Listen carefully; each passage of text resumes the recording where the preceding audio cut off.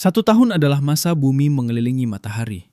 Dulu banget, Babilonia membagi siklus tahunan ini berdasarkan musim. Dimulai dari musim semi, diakhiri musim dingin, orang nggak kenal tuh yang namanya tahun baru tanggal 1 Januari. Mereka ngerayainnya pas akhir Maret, tepatnya tanggal 25. Kenapa? Karena 25 Maret itu dimulainya musim semi. Dulu itu bulan cuma ada 10, Maret itu artinya 1, dan Desember dari kata desem itu artinya 10. Beres bulan ke-10, kalender tuh habis. Orang-orang masuk ke masa kosong alias musim dingin yang gelap, beku, dan nggak bisa ngapa-ngapain. Begitu es mulai cair, burung-burung mulai nyanyi lagi, dan tunas pohon muncul, barulah mereka teriak, "Woi, tahun baru nih!" Itu tandanya alam bangun lagi dan musim tanam dimulai. Nah, karena sistem masa kosong ini, administrasi negara jadi berantakan.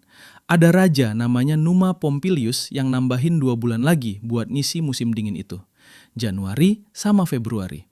Tapi posisinya saat itu masih jadi bulan ke-11 sama ke-12, bukan di depan kayak sekarang. Terus, masuklah Julius Caesar tahun 46 sebelum Masehi.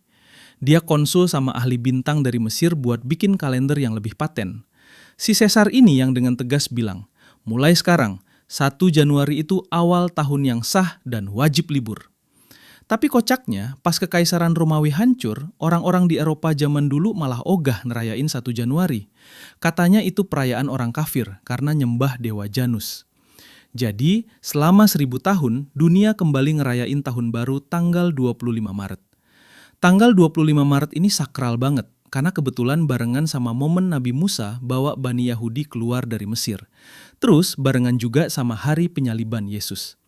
Makanya dulu tahun baru itu isinya doa-doa di gereja. Hikmat banget, nggak ada tuh hura-hura kayak sekarang. Lonceng gereja jadi tanda utama buat ganti tahun.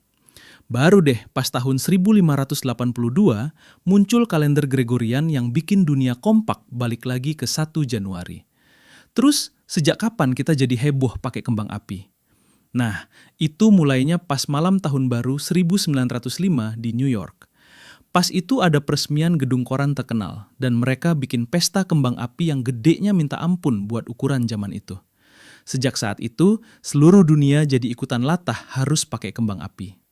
Kalau trompet, sebenarnya di festival Babilonia 4000 tahun lalu udah ada. Tapi yang niup cuma 5 orang imam sama prajurit doang buat acara dewa, bukan semua orang.